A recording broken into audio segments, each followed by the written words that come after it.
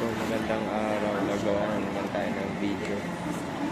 So itong video na to is about to sa sa female nature ng reality natin. Kasi dito sa sa realidad na to, ang purpose lang talaga natin mag-survive at mag-procreate. So itong realidad na to is talagang ginawa para sa babae. So kung lalaki ka, meron ka rin mga female masculine na sinasabi nila, pero mas marami talaga yung female traits, gaya ng di ba yung mga lalaki na mga madadaldal yan, mga binabaian, tapos pagka nagpapapogi ka, female traits din yan, hindi mo rin hindi mo napapansin, pero mostly talaga female talaga tong realidad na to eh. Yun yung naisip ko Tapos sa pag-iisip lang yan ng ng kung ano-ano tsaka na malalim. So yun nga napansin ko na para ka makasurvive dito, dapat ka maging binabae. Lalo na ngayon, di ba, social media age na, di ba? Para ka makaprocreate. Di ba? Kasi yun lang naman talaga yung purpose ng mga living species eh. Mag-survive ka, mag-procreate. Para ka makaprocreate, maglilin towards ka na lang sa dyan sa dalawang strategy. Alpha fox, kung good looking ka, or pogi ka. Or alpha seed, or beta box, or beta needs. Kung hindi ka naman gaanong pogi, hindi ka gaanong may tsura, siguro kung normie ka, ganyan, papasa ka, tapos madadala na lang yung mga traits ko ng papapogi, mukha malinis, ganyan. Pero usually hindi lang naman to para sa sa babae. Yung lookism talaga is in general yan eh. Yung treatment kasi ng tao sa iyo eh, diyan nakabase. Kaya nga 'di ba yung mga tao ginagawa na talaga nila yung best nila na maging presentable at malinis. Yung pinaka best nila, kahit yung mga pangit dyan or average, ginagawa talaga nila yung best nila. Syempre may factor na rin yung pag-attract ng opposite sex nun. Kung nasa edad ka na ng wasto para mag-procreate, yun yung sinasabi nila, adult, di ba? 18 years old pataas. Yan yung age ng procreation. Sa babae, hanggang 45. Pero 30 pa lang, hirap na sila manganak. Kaya mabilis yung prime nila. 18 pa lang. Actually, 15 pa nga lang eh. Kaso hindi mo pwede buntisin agad yan dahil hindi pa gaano fully developed yung katawan nila. Pero ngayon sa Gen Z, parang 15 pa lang fully developed na yung katawan nila eh. So nag-a-adapt na rin dahil sa environment. So ayun nga, maaga yung prime ng babae, hanggang 18 to 25 lang yan. Tapos after ng 25 is dun na unti-unti na yung pababa, mahihirapan lalo na pag nag-reach ng 30. Tsaka din sa na yan, kung makikipagrelasyon niya ng long term yung babae, kung pipiliin niya yung beta box side, hindi naman agad mag-aanak yan eh. Kasi nga long term yun, di ba, case selection. Pag pinili niya yung makikipagrelasyon pa yan ng ilang buwan hanggang years. Siguro 6 months, ganyan, knowing stage, tapos sabay yung abutin ka ng ilang taon. Pero kung sa alpha seed yan, alpha fox, mabilisan lang yan. Unang meet up pa lang, pwede lang magbuntisan. Kasi unang meet up pa lang, may SEX na eh.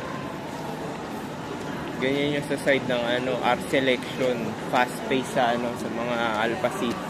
Pagka beta needs ka or beta box, may stages pa yan, ilang dates, 3. Tapos sabay nasa sayo na yan kung gusto mong pero usually pagka mga normie, ayaw rin naman mag-anak yan gaano eh. Kasi hirap din naman yung buhay dahil mahal mga bilihin. So yun nga, yun lang napansin ko na kahit anong gawin mo dito sa realidad na to, parang para makasurvive tsaka mag-procreate, kailangan i-tune mo yung sarili mo sa ano. Yung self-improvement, di ba? Yung self-improvement. Pang babae rin yan eh, hindi naman panlalaki yan eh. Kasi pang lalaki, stoicism eh. Ibig sabihin na nung panlalaki, wala ka talagang pakialam. Kasi mukha kang basura. Kaso nasa lipunan ka, kailangan mo mag-survive eh. So, kailangan mo talaga mag-self-improve. Na magmukhang presentable tsaka malinis. Gagawin mo yung best mo para makasalamuha sa ibang tao. Kasi interconnected tayo eh. Nakadepende tayo sa bawat tao. Kaya yung sinasabi nila independent ka, hindi ka naman talaga independent eh. Dumidepende ka sa ibang tao. Ba't ka ba nagtatrabaho? Siyempre, dumidepende ka para magkapera ka. Dumidepende ka sa trabaho mo para magkapera ka. Tapos sabay may makain ka So, wala talagang independent na tao. Lahat tayo dependent sa isa't isa. Kaya yun na talaga magagawa mo para makasurvive ka eh. Yung lookism kasi magbubukas yan ang daan ng para mag self-improve ka, na gagawin mo yung best mo para makasurvive ka nga. Siyempre mag-gym ka, susuot ka na simple, presentable, papagupit ka. Female side pa rin yan eh. Kung gusto mo mag-masculine side, hindi ka na mag-shave, hindi ka na magpapagupit, wala ka nang gagawin.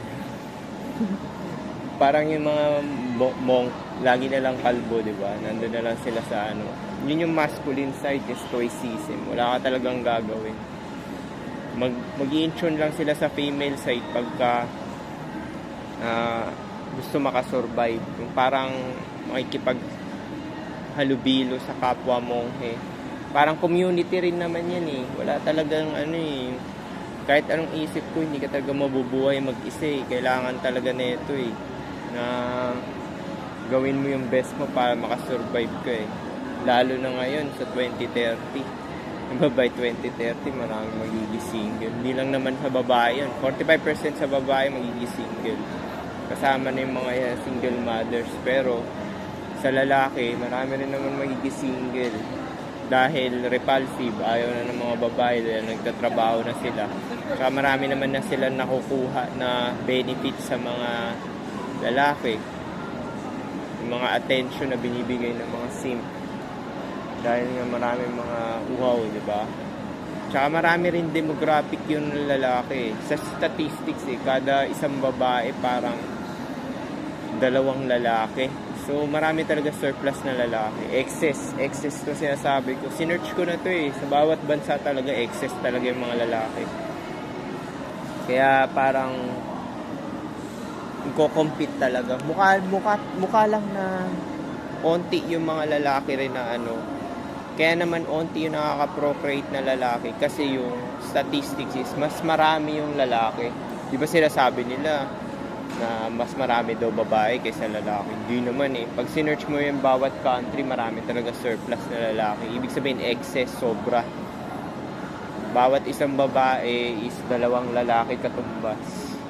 So marami talaga mga madidispose, lalo na yung mga normie tsaka below average, yan yung apektado.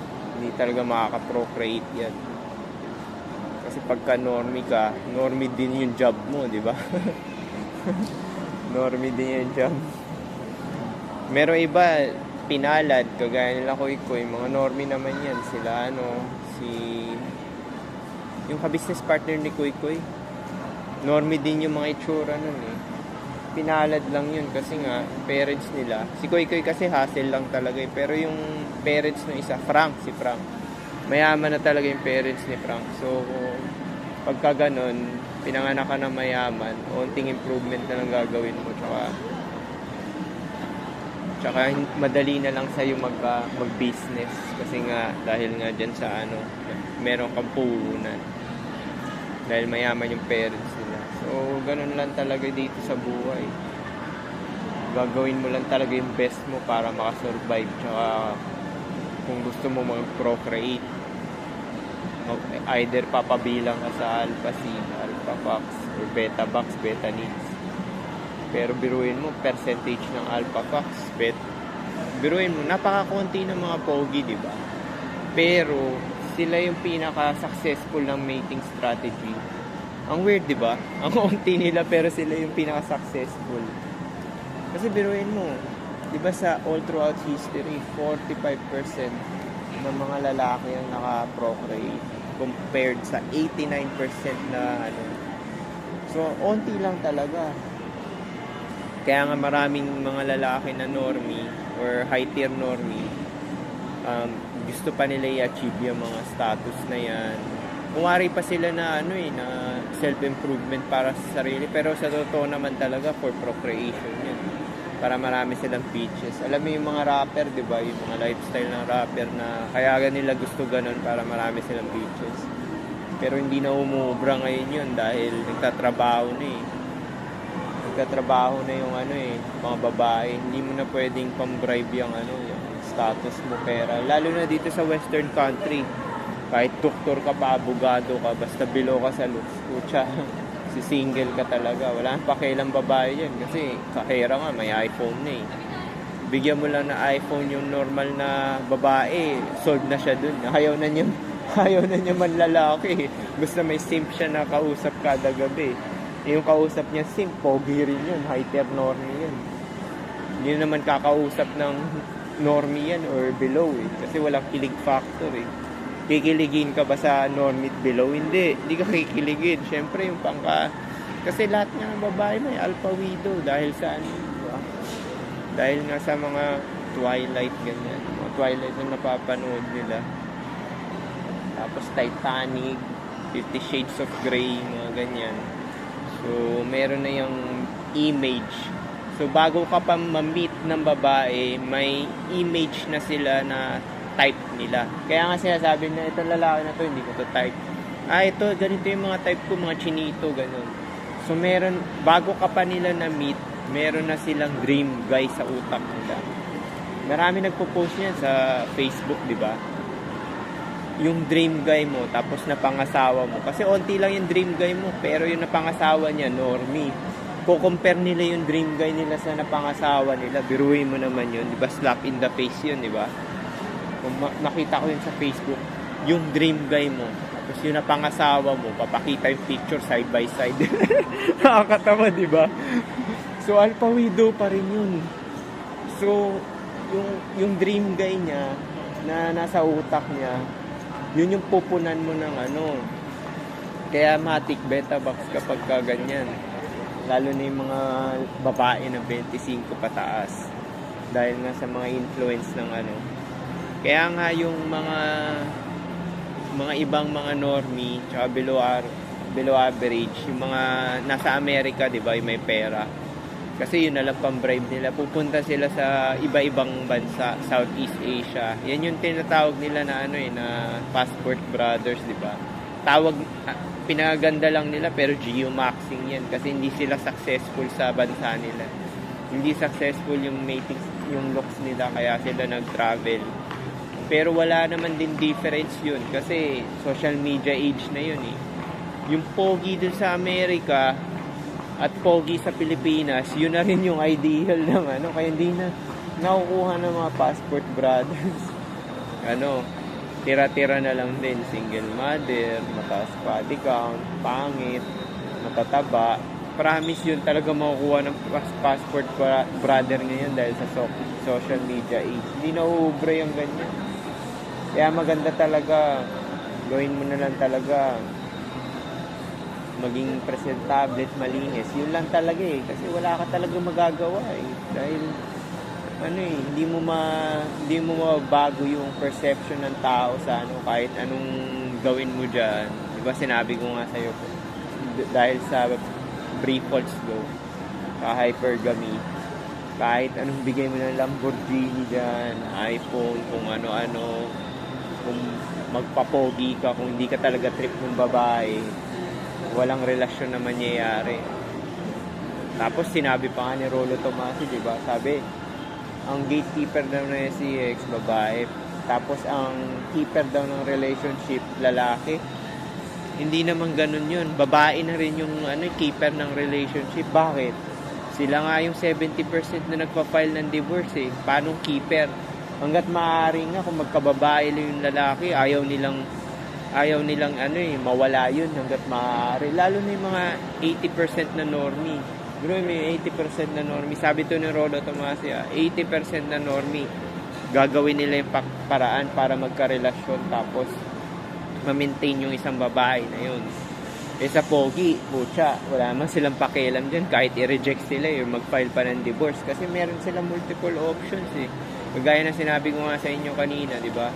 Sabi ko, ang onti na mga pogi, may mga superior genetics, yung mga chads, pero sila yung may pinakamataas na success na mating strategy. Sila talaga yung marami, di ba? Meron naman ding isang mating strategy na parang androcentric, dadaanin mo sa dahas. Yan yung mga dictatorship, di ba? Mga dictatorship na bansa, yung mga lalaki doon, hanggat maaari, gusto nila nasa mataas silang posisyon para pwede nilang bilhin yung babae, tapos sakalin nila against sa will ng babae. Wari, anakan niya na marami, ganun. So, yun yung, kaya naman pumapayag yung babae doon for survival, para masalba niya yung buhay niya. Kaya nga yung sinabi ko sa inyo, yung anong tawag dito, yung traditional role na yan.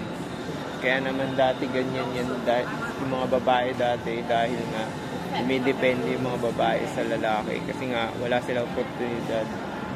Hindi sila gaano nakakatrabaho. Ano ba trabaho nila? Karera lang, labandera. Ngayon marami na eh. Di ba yung lipunan natin parang nagiging gynocentric na rin. Mas marami ng benefits yung babae ngayon. Which is yun naman talaga tong realidad na to eh. Talaga to feminine. Kotse nga, ano ba tawag mo sa kotse? Di ba? She. Halos lahat nga ng gamit, she tawag nila eh. Kasi pagka tinawag nating material, matter, medyo esoteric na to eh, pero alam mo naman tayo, marami tayong topic dahil na-ascend na natin yung ganyan. Di ba yung nature, matter. Lahat na makikita mo dito sa paligid is matter. Kesyo hangin pa yan, matter pa rin yan. Di ba matter, subdivided na solid, liquid, gas. Matter pa rin yan. So, female nature pa rin yan. Kaya nga, mother nature, matter, nature. Tapos mother nature, yung ship, alam mo yung ship, barko, she tawag nila doon, kotse, she. So predominantly talaga, majority talaga na makikita mo female. Sinasabi ko lang na male na is stoicism, is yung parang in tune ka lang sa zen, wala kang pakialam, ganyan. Which is mahirap gawin para makasurvive ka dito sa lipunan. Kaya nga yung mga na-enlighten na lalaki or babae, syempre magda-drop yung ego niyan. Pag yung drop ego mo, wala ka ng pakialam, nasa stillness ka na 24/7, wala ka ng pakialam, pero marirealize mo rin na hindi yung may effect yun dahil mahirap mag-survive eh. Syempre kung nag-drop yung ego mo, na-enlighten ka, gaya nila Buddha, Jesus Christ, wala ka ng pakialam, hindi ka magpapagupit yan kasi wala ka talagang pakialam. Kaso pagka ginawa ko dati yun, na-enlighten ako ng 31 years old ako, kutsa, hindi talaga ako nagpagupit. Wala akong pakialam talaga, kahit ano sabihin nila akong bakla, pangit, wala talaga akong pakialam. Promise, ang hirap ng buhay ganun. Kaya hindi ko gugustuhin yung ganun. Kaya natuklas ako itong black pill. Looks talaga pinaka-importante para mag-survive. Kasi yung panahon na yun, wala rin naman talaga akong pakialam na gano'n dahil nasurpass ko na yung ganyan eh. Yung parang pa-priority mo yung relasyon. So, yun nga, nagtrabaho ako dati. Hindi talaga ako nagpagupit, mukha talaga akong taong grasa, tapos naka-scrap suit ako nagtatrabaho. Iba talaga yung trato pag pangit ka talaga. Iba yung trato, utos-utusan ka, tapos walang respeto, biruin mo. So naranasan ko rin yan kasi hindi ako nagpagupit dati dahil na, yun nga, Alam mo yung mga maling turo sa lipunan na wala ka raw pakialam. Putang ina. Walang pakialam. Gayahin mo yun. Walang pakialam. Tingnan natin. Mahirap pa nga mag-survive. Ang importante na, oo nga, hindi ka maka-attract ng mate mo o girlfriend. Hindi ka magka-relasyon. Pero papahirapan mo pa yung sarili mo. Wala kang pakialam para lang hindi ka makakain. Tsaka wala kang matutulugan. Wala kang pakialam. Kasi di ba yun yung sinasabi ng iba, don't give a fuck. Applicable lang yun sa pogi.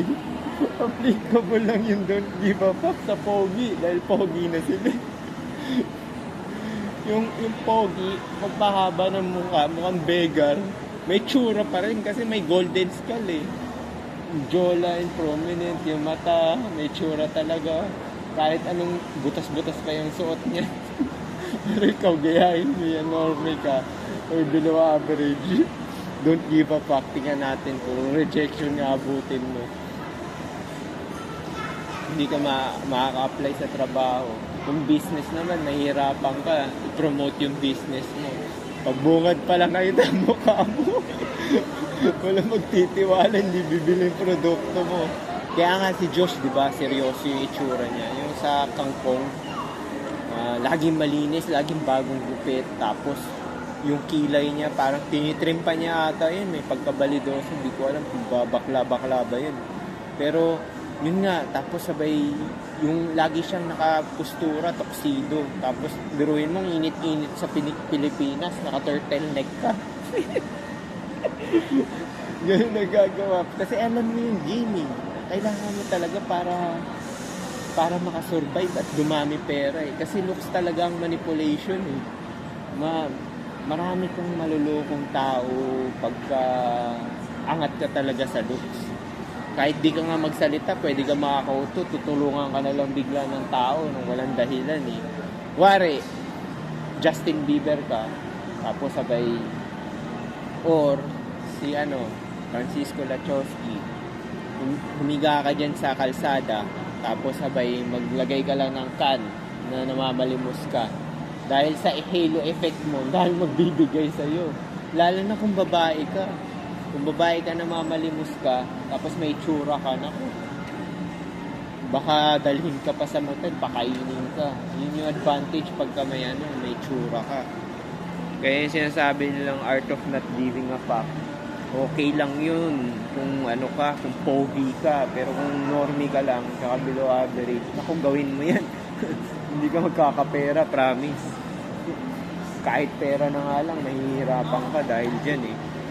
Kaya yung mga nagsasabi ng art of don't give a fuck, bahala kayo, gawin nyo yan. Kasi ako, promise sa 37 na edad ko, ginawa ko na yan, art of not giving a fuck. Trabaho pa ako sa hospital, ang haba mukha ko ng buhok ko, mukha akong beggar. Iba talaga yung treatment, promise. Pati katrabaho mong Pilipino, 80%. Asar-asarin ka. So, ngayon, nagtrabaho ako ulit dito, tapos lagi na ako nagpapagupit. Iba talaga yung respeto at moves talaga. Kaya yung sinasabi ko sa inyo, kaya pinopromote ko to, kasi nararanasan ko talaga rin to eh. Iba talaga, promise, yung treatment pagka bago kang gupit, mukha kang malinis. Kaya yung mga nagsasabi ng art of not give a fuck, naku, susundin yun. Na tapos dad bad daw. Kahit na i-exclude na natin yung procreation na yan, dahil 80% naman ng lalaki hindi makaka-procreate eh. Dahil sa social media age na eh. Sabihin na natin, i-exclude na natin yan. Yung pagsosurvive pa lang eh, mahihirapan ka na kung susundin mo yung art of not giving a fuck eh. Na hindi ka magse-self-improve para sa sarili mo tsaka makasurvive ka. Hindi ako naniniwala kasi na para sa sarili mo eh. At the same time rin, ginagawa mo yun para sa validation pa rin ng tao. Kahit hindi man sa opposite sex, para for survival mo, para kasi dependent talaga tayo. Wala talaga independent eh. Yan talaga yung paniniwala ko eh. Kaya nga, simula na mulat ako sa black pill talaga. Actually, sa black pill, hindi siya fatalistic eh. Hindi siya fatalistic. Marami kasi nag-iisip na O black pill ka, doomer ka, fatalistic, ganun. Tapos nag-looks max ka para sa babae. Hindi lang naman yun yung ano eh. Hindi lang naman to para sa babae. Para to sa ano in general eh. Yung treatment ng kaibigan mo, yung treatment ng boss mo, treatment ng katrabaho mo. Promise, iba talaga. Pagka inaayos mo yung sarili mo. Plus na lang din yun. Oh, di ba para sa sarili mo, kunwari nag-gym ka, syempre maganda bagsak ng damit mo dahil okay yung katawan mo, may muscle ka. At the same time, hahaba buhay mo, hindi ka magkakasakit, hindi ka magkaka-cancer. Tapos, hindi ka magkaka-osteoporosis. Ganun nga yung benefit. Pero at the same time, ginagawa mo rin yun dahil may feedback sa ibang tao. Dahil, ang bait nito sa akin binabati niya ako ng good morning. Ang bait ng mga katrabaho ko. Nakapasa ako sa interview. Nagkaroon ako ng big deal. Wala akong nakita na nag-business na nag-deal kagaya nila Koy Koy. Diba si Koy Koy nga, kalbo pa nga eh. Sila Frank, maayos yung gupit, tapos okay yung forma. Kasi alam nila yung game eh, na importante talaga looks eh. Alam talaga nila eh. Hindi naman sila yayaman kung hindi nila in-improve sarili nila eh. Kaya hindi ako naniniwala yung sinasabi nila na na gawin yung self-improvement para sa sarili mo. Siyempre, subconsciously ginagawa mo rin yan para makasurvive ka. Saka para makaprocreate ka. Yun lang naman din yun eh. Kasi yun lang naman talaga purpose ng buhay. Kahit anong isip ko talaga eh. Sinisimplihan ko na nga lang. Wala ka talaga may isip na eh. Para lang talaga mag-procreate saka survive lang talaga eh. So paano? Yun lang siguro. So lahat dito sa sa realidad na to, lahat ng trait, pagiging babae, pagpapapogi, self-improve, babaeng traits yan. Pag-gym, babae rin yan. Ang lalaki lang talaga is wala kang pakialam, stoicism. Hindi ka papagupit, hindi ka mag-aayos-ayos. Wala talagang pakialam. Pagka nag-improve ka, female traits yan. Ikipagsalamuha ka, ikipag-usap ka sa kapwa-tao, female traits yan. Nagtatrabaho ka, gynocentrism pa rin yan. So, lahat talaga naka-in-tune talaga sa babae. Kaya nga, ang nagiging successful na lalaki is mas marami siyang feminine trait. Yan, yung mga nag-gym, mga model, mga pogi. Actually, mga pogi chat, feminine yung trait nila eh. Kasi napansin ko, medyo madaldal sila eh. Yung mga pogi parang cocky, mayabang, narcissist. Ano ba yung narcissist? Diba female trait pa rin yun, diba? Narcissism, diba?